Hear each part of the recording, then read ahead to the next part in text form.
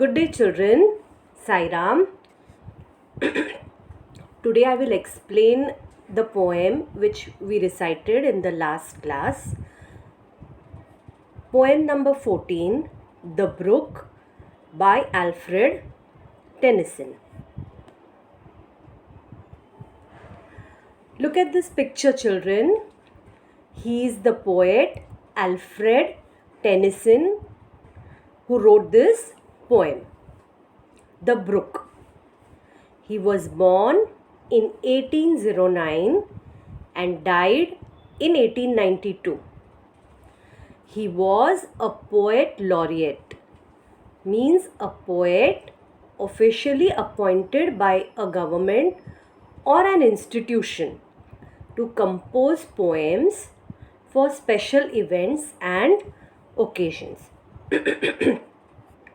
So he was a poet laureate of Great Britain and Ireland during Queen Victoria's reign, means Queen Victoria's rule. He began to write poetry at an early age. So, The Brook is a poem written by Alfred Tennyson. In this poem, the brook plays the role of a narrator. It describes the journey of its life till the river that it joins. Okay, so this is the first stanza. I chatter as I flow to join the brimming river. For men may come and men may go, but I go on forever. I repeat, I chatter as I flow to join the brimming river. For men may come and men may go, but I go on forever.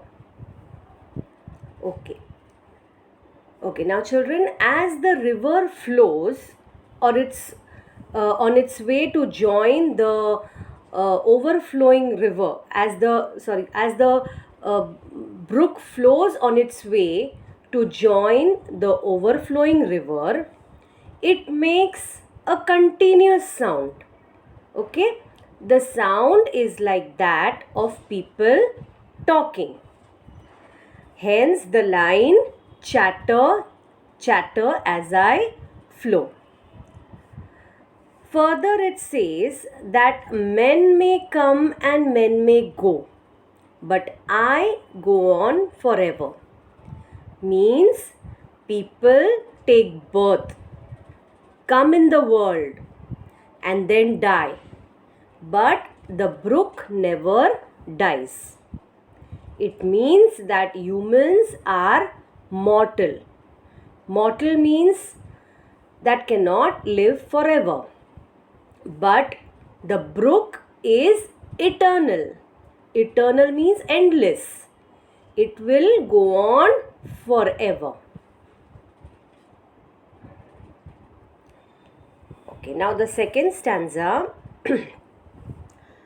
I wind about and in and out with here a blossom sailing, and here and there a lusty trout, and here and there a grayling.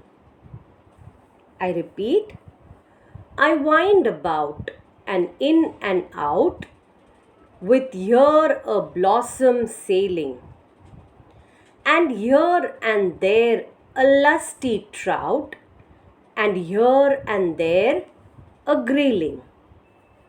Okay, now the brook coils and twists on its way to the river. An occasional flower can be seen on its surface.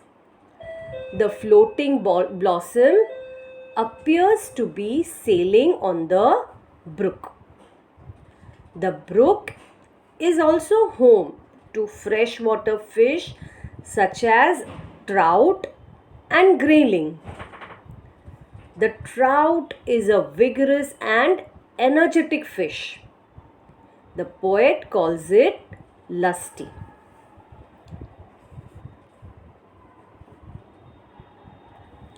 Okay, now the next stanza. I steal by lawns and grassy plots. I slide by hazel covers.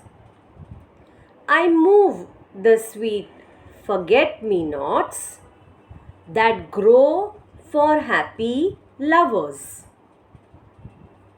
I steal by lawns and grassy plots. I slide by hazel covers. I move the sweet forget-me-nots that grow for happy lovers. Okay, so now the brook flows by lawns and grassy stretches. It passes by land covered with hazel forests. Now hazel is a type of shrub. Now forget-me-nots are low-lying plants with bright blue flowers. They often grow on the banks of streams, sometimes even touching the water surface. So forget-me-nots are often a sign of faithfulness and love. Hence, they are often associated with lovers.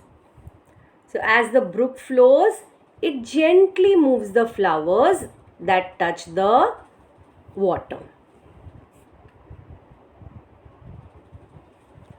I slip, I slide, I gloom, I glance among my skimming swallows. I make the netted sunbeam dance against my sandy shallows. I slip, I slide, I gloom, I glance among my skimming swallows. I make the netted sunbeam dance against my sandy shallows. Okay, so the brook uses the words slip and slide to describe its movements, whereas gloom means to have a gloomy or sad look, and glance means to look quickly at somebody or something. But here in the poem, it means that the brook passes through the dark and bright parts of the place while the swallows skim, means touch lightly its surface for food. Then the brook says that the waves create a net-like structure on which the sunshine sparkles, and it seems to us as if the sunbeams are dancing.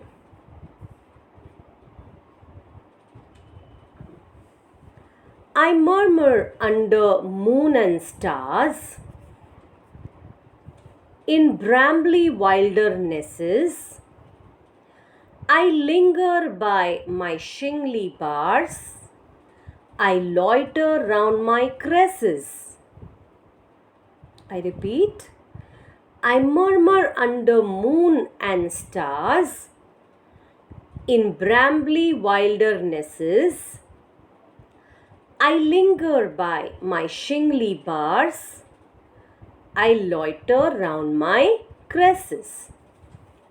Okay. Now at night, under the moon and stars, the brook goes on moving, creating murmuring sound through the land where thorny bushes grow. The brook often lingers, means proceeds slowly because of the small rounded pebbles on the way, and loiters. Loiters means moves purposelessly around the plant named crassus.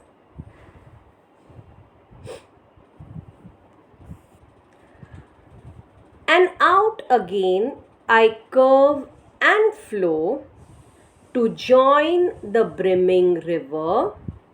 For men may come and men may go, but I go on forever. I repeat, and out again I curve and flow to join the brimming river.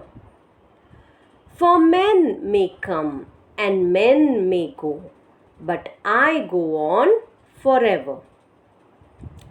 So now, after facing the obstacles, the brook again takes a curve and starts flowing to join the overflowing river. Now the last two lines are again repeated, which tell us that humans are mortal. Mortal means that cannot live forever, but the brook is eternal. Eternal means endless, and it goes on forever. Such a beautiful poem, isn't it, children?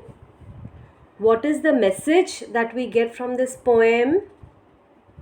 Well, the message that we get from this poem is that just like the journey of the brook, human beings have to face many ups and downs before they are finally successful.